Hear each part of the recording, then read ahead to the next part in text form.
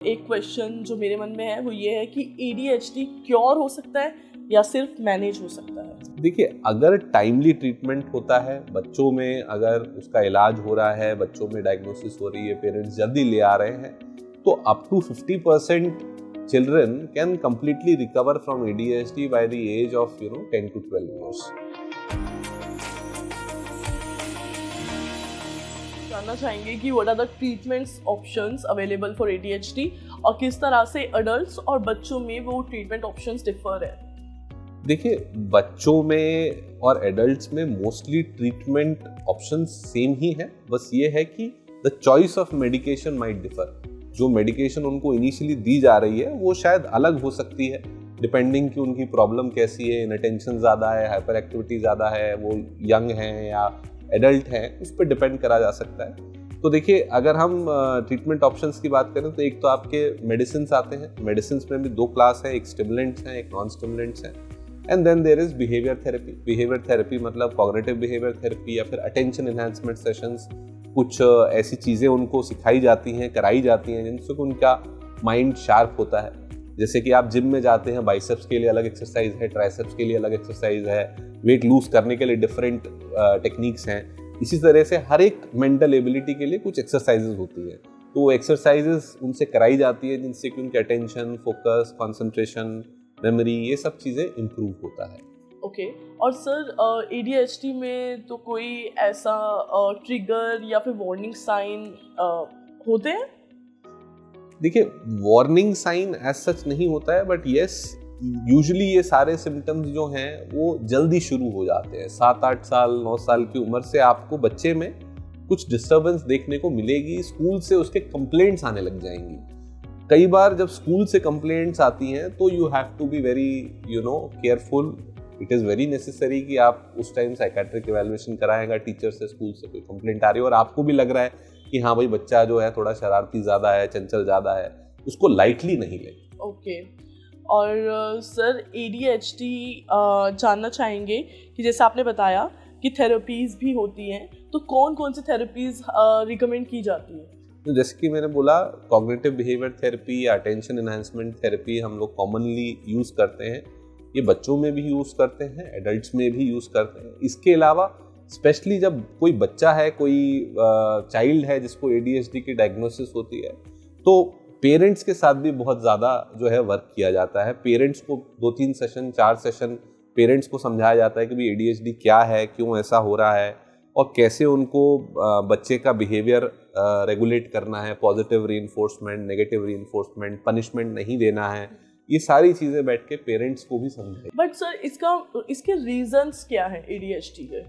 देखिए, ADHD purely genetic है। It is very normal to understand कि अगर कोई चीज़ बच्चों में हो रही है तो उसका जेनेटिक कंपोनेंट जो है वो ज़्यादा है। कई बार देखा जाता है कि पेरेंट्स में भी उस तरह की परेशानियां रही थी, बट वो कभी डायग्नोज नहीं हुई, अवेयरनेस नहीं हुआ, या फिर ड्यूरिंग बर्थ जब बच्चा पैदा हो रहा था, प्रेगनेंसी के टाइम पे मदर को कोई दिक्कतें हुई थी, या क्या कहते हैं डिलीवरी के टाइम पे कोई प्रॉब्लम हुआ था, बर्थ वेट उसका लो था, या कोई कॉम्प्लिकेशन हुआ था, some injury, some issue, some infection has happened, जिसकी वजह से जो है ADHD हो रहा है। और कुछ ट्रॉमेटिक एपिसोड की वजह से भी ये ADHD हो सकता है? ट्रॉमा से डिप्रेशन, एंजाइटी हो सकता है। ADHD जनरली नहीं हो सकता है, बट हाँ, कई बार ADHD बच्चों के साथ ट्रॉमेटिक चीज़ें हो सकती हैं बिकॉज उनकी एकेडमिक परफॉर्मेंस खराब होती है, पढ़ नहीं पाते हैं, तो कई बार उनको कंपेयर किया जाता है। कई बार पेरेंट्स उनको मारते हैं, पीटते हैं, पढ़ो, तो उनके साथ ट्रॉमा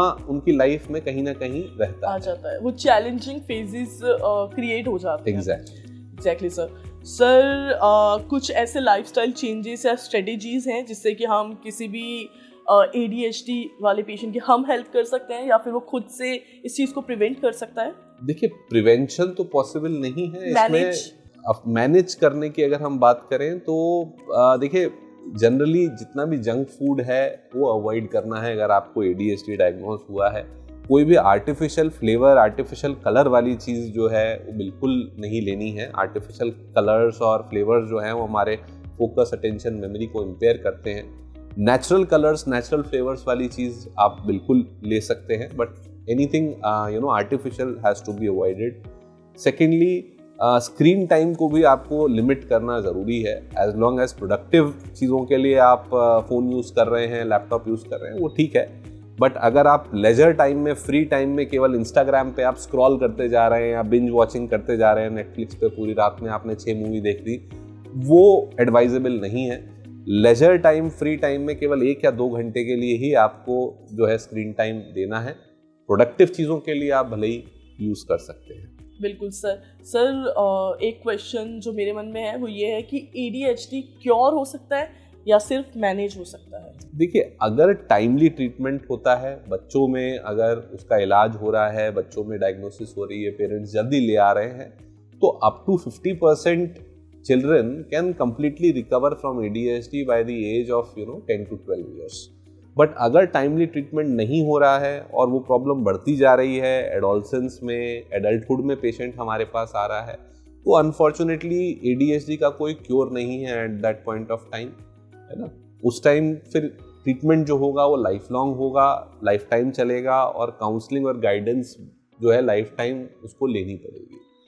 ओके सर, तो ये थे कुछ मेजर क्वेश्चंस ADHD को लेकर।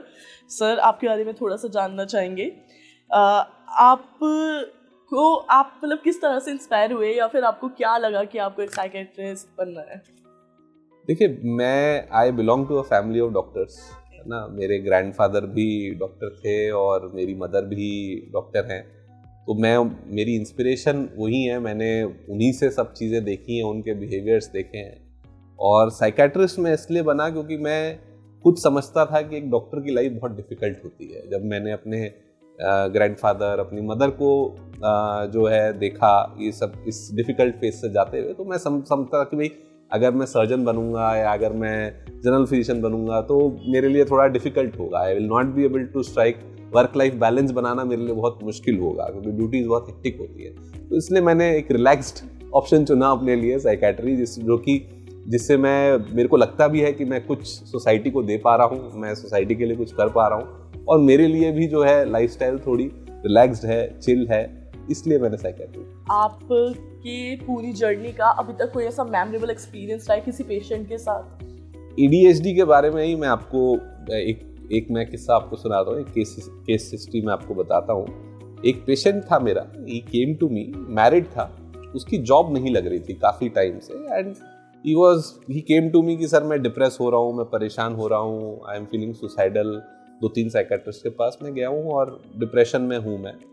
मेरे पास आया, मैंने पूरी हिस्ट्री ली, पूरा समझा, पढ़ाई लिखाई में कैसे थे, मार्क्स कैसे थे, तो हमें लग रहा था कि कहीं ना कहीं ADHD है। हमने उसको बोला कि भाई देखो, आप डिप्रेशन सेकेंडरी है, depression is a secondary problem, main problem आपका एफिशिएंसी है वर्क में, आप वर्क में प्रोडक्टिव नहीं हो, इसलिए आपका करियर नहीं बन पा रहा है, उसकी वजह से आप डिप्रेस हो रहे हो, तो यू प्रॉब्ली हैव ADHD। तो हमने ADHD का उसको टेस्ट कराया, ADHD, उसके फैमिली से बात करी, वाइफ से बात करी, सबसे बात करके हमने ADHD का इवैल्यूएशन करा और उसमें उसको मॉडरेट ADHD आया। ही इज 26-27 में उसको मॉडरेट ADHD आया, और ड्यूरिंग दिस थिंग वो बैठ भी नहीं पाता था। कई बार जब हमारे पास इनिशियल आता था तो वो बहुत रेस्टलेस होता था, एक जगह बैठ नहीं पाता था, वो भी इंडिकेट कर रहा था कि कहीं ना कहीं ADHD है। तो हमने उसका ट्रीटमेंट शुरू करा। जब हमने ट्रीटमेंट शुरू करा, within 3 months he landed a job. 3 महीने में उसकी जॉब लग गई। 6 months into the job he got a promotion, and 1 year afterward, 1 साल के ट्रीटमेंट के बाद उसने जॉब स्विच करी और वहां से वो अब्रॉड भी चला गया। Very nice, तो very उसकी nice. लाइफ में इतना फर्क आया, जबकि हम लोग कई बार बोलते हैं कि देखिए एडल्ट्स में हम लोग बोलते हैं कि आपको जो है इम्प्रूवमेंट पूरा नहीं आएगा, बेटर नहीं होगे, एक 50-60% तक ही इम्प्रूवमेंट आएगा, but even that small improvement, that 50-60 improvement in his behaviors, in his focus attention made a tremendous difference in his life. Exactly. और एक माइंडसेट का भी खेल होता है। जब हम चाहते हैं ना ठीक होना, तो फिर सच में मतलब एक डॉक्टर भी पॉजिटिव फील करता है, यूनिवर्स भी पॉजिटिव फील करता है, बट एक होता है कि हमें ये हो गया, अब हम नहीं हो पाएंगे ठीक, तो फिर वो तो लॉन्ग टाइम चलता ही रहता है। बिल्कुल सर, मैं जानना चाहूँगी कि ADHD को लेकर भी क्या आपके साथ ऐसा हुआ है कि अपने थ्रू आउट करियर कि आपकी अंडरस्टैंडिंग भी और अच्छी हुई है? एब्सोल्युटली। देखिए, ADHD, स्पेशली एडल्ट ADHD की अगर हम बात करें तो एडल्ट ADHD को कभी स्पेसिफिकली पढ़ाया नहीं जाता है हमारे करिकुलम में। हमें जो चाइल्डहुड वाला ADHD है वो पढ़ाया जाता है, बट कभी ये नहीं बताया जाता है कि भाई एडल्ट्स में भी ये चीज़ जो है परसिस्ट कर सकती है, या उसका इतना वेटेज, जैसे हम बाइपोलर डिसऑर्डर या स्किज़ोफ्रेनिया के बारे में बात करते हैं कॉमनली एडल्ट्स में, इतनी कॉमनली कभी हम एडल्टहुड में बात नहीं करते। आज से 5 साल पहले की बात है, शायद मैं किसी को एडल्ट ADHD की डायग्नोसिस देता भी नहीं था, मैं सोचता भी नहीं था कि ये प्रॉब्लम एडल्टहुड में हो सकती है। But over the period of time we have learn, we have understood कि ये डिप्रेशन केवल डिप्रेशन नहीं है, ये एक्चुअली जो फोकस कंसंट्रेशन की प्रॉब्लम है, वो परफॉर्म नहीं कर पा रहे हैं, इसकी वजह से डिप्रेस हो रहे हैं। कोई नशा भी कर रहा है तो वो एक्चुअली वो नशा is not the main problem, it is actually the ADHD, है ना, जो कि उससे वो करवा रहा है, वो फोकस करने के लिए, परफॉर्मेंस अपनी इनहैंस करने के लिए कर रहा है। तो इस तरह से हमने वो चीज समझी है। Now we are treating more ADHD। अभी आप एक्सपीरियंस ले रहे हो। बिल्कुल सर। सर लास्ट क्वेश्चन आपसे ये है कि आप जब क्लिनिक में नहीं होते हैं तो आप क्या कर रहे होते हैं? देखिए, मैं क्लिनिक में अगर नहीं होता हूँ तो मैं अपनी फैमिली के साथ टाइम स्पेंड करने की कोशिश करता हूँ। Usually my day starts at 11। उससे पहले मैं बच्चों को स्कूल छोड़ने जाता हूँ, then I do some exercise, then I like to read a bit, I like to learn new things, do new things. तो मैं यूजुअली 1 घंटा उसके लिए भी मैं जो है टाइम देता हूँ। 11 o'clock I start my work and I usually work late, 7 PM, 8 PM, कई बार 9 PM भी हो जाता है। उसके बाद then again I try to spend some time with family, try to spend some time with my wife and kids, or that's it. That's great sir, that's great. It was a great interview। ADHD को लेकर मुझे बहुत कुछ समझ में आया है और हमारे ऑडियंस को भी ज़रूर समझ में आया होगा। Thank you so much sir for this amazing interview. Thank you. Thank you.